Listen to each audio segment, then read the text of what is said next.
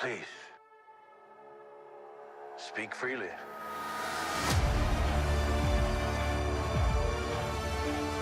The Book of Boba Fett, the new Star Wars series on Disney+. But do we really need it? Bounty hunter Boba Fett navigates the underworld when he returns to Tatooine to claim Jabba the Hutt's old turf. This will have spoilers in it. I'm not going to talk about everything in Season 1 of the Book of Boba Fett, but I feel like it's hard to talk about some of the things that have happened without including spoilers, so you have been warned. I really enjoy The Mandalorian. I think Mandalorian Season 2 is some of the best Star Wars we've seen in a long time, even though it did feel like it was a hub to just set up a bunch of other series, but I still enjoyed it. And when they announced they're going to make the Book of Boba Fett, I was very indifferent. I was worried that it was a story I feel like we didn't really need, and I don't know what you can really do with Boba Fett's character. What made Boba Fett so cool in the original trilogy was he didn't really say much, and you're just sort of a badass. But unfortunately, my biggest fears for the Book of Boba Fett came true. I am very indifferent about how I feel about this season. I think there are some really great things. There are some episodes here that are some of the best Star Wars we've seen in a long time, and it has nothing to do with Boba Fett. So that really shows how uninteresting the overall plot of the show is. And because of that, it seems like the show didn't really need to exist. I get that the series is setting up a lot of things moving forward, and this new look of Star Wars that we're getting through Dave Filoni and Jon Favreau, this underground world of bounty hunters and gangsters and that sort of thing that we're seeing in the Skywalker saga, I get that this is really setting up a lot of things moving forward for that. But it almost seemed like we didn't need the season at all, and we could have just had Mandalorian Season 2.5 or Mandalorian Season 3. Because all the stuff that had nothing to do with the Mandalorian or Grogu or anything like that just seemed like a big waste of time. Look, it's cool to see how Boba Fett got out of the Sarlacc pit, and I really did enjoy the episode where he's with the Tusken Raiders and they take over the train. I thought all that is actually really interesting, and that's probably the only interesting and well done part of the show that has to do with Boba Fett. But everything else, I don't know how to explain it. It just was completely uninvesting. And yeah, the set designs look great. And it's cool to be back at Tatooine and all these other things. But it really says a lot about your show when the best parts about it are the things that have nothing to do with your main character and the overall plot. It almost seemed like the creators of the show had this plot with Boba Fett where he's trying to take over Tatooine, Jabba's turf, and then they didn't know where to go with it. So they're like, all right, let's just make part of Mandalorian Season 3 in the middle of this series. And it's weird to say because, like, those episodes are in the season.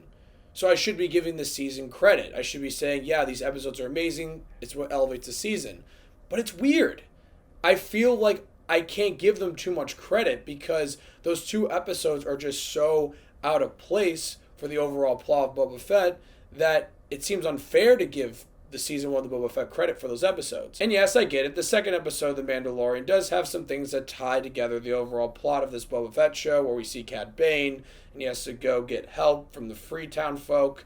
And by the way, Cad Bane, really fucking cool. Never saw the Clone Wars, only saw the last 4 episodes, full transparency. But Cad Bane, it's fucking awesome. That scene where he's first introduced as live action is incredible.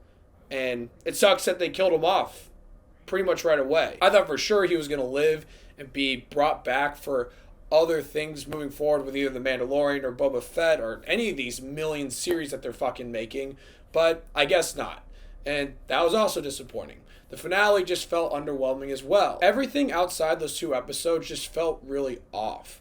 There's this weird chase sequence, and I think the 3rd episode, I could be wrong, that is one of the worst sequences I've ever seen in a Star Wars production. They're on these fucking Vespas or something, and it looks horrible. And also, in the finale, what the fuck is this guy doing? Why would he do that? That doesn't make any sense. That's just a waste of time. Why would you do that? That's just stupid. I will say, though, Grogu seeing Mando for the first time in forever and just jumping up and hugging him was probably the cutest thing I've ever seen. And that's not exaggeration. I really think it was. And look, it feels like it's unfair for me to shit on this show when I enjoy some of the Marvel shows that are on Disney Plus, and those feel like they don't really need to exist in some sort of capacity. But with those shows, it seemed like there is some sort of plan moving forward, and it also seems like there is a story to be told in those stories.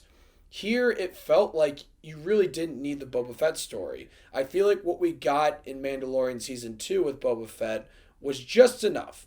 Just a perfect amount, and then bring him back random times moving forward for Mandalorian seasons or any of these spin-off shows that they're making. The problem is that the fact that this plot and everything that happens in the series feels so underwhelming and so unnecessary, I think it's clear that it's just setting up for things moving forward, and it's just for money.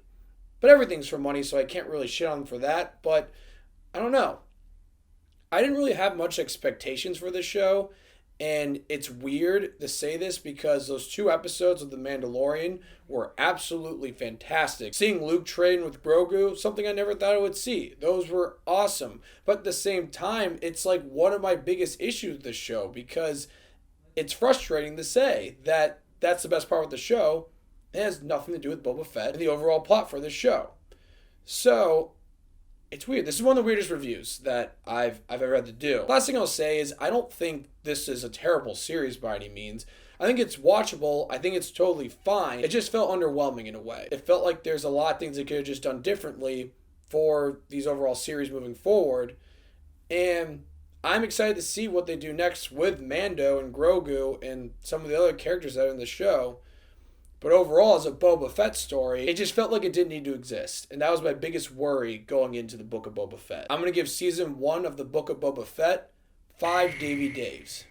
I'm so curious to see what Dave Filoni and Jon Favreau do with this overall cinematic universe of Star Wars that they have with bounty hunters and gangsters. It's still really interesting. But I think now you can stray away from some of those original characters because the most interesting part about the show were these new characters that you made less than 2 years ago. Or wait, around 2 years ago. I feel like you just focus on that stuff. And you're going to find fans are going to be really excited about that. And you're going to make your money back anyway. It's Star Wars. You're never going to lose your money. That's just my take. And if you like the Book of Boba Fett, that's totally fine. I get it. I totally understand. I guess I was just expecting a little bit more. But the Book of Boba Fett, let me know what you guys thought. Have you seen it? I'm curious to hear. And thank you so much for watching. Click here to see more of Dave's Takes.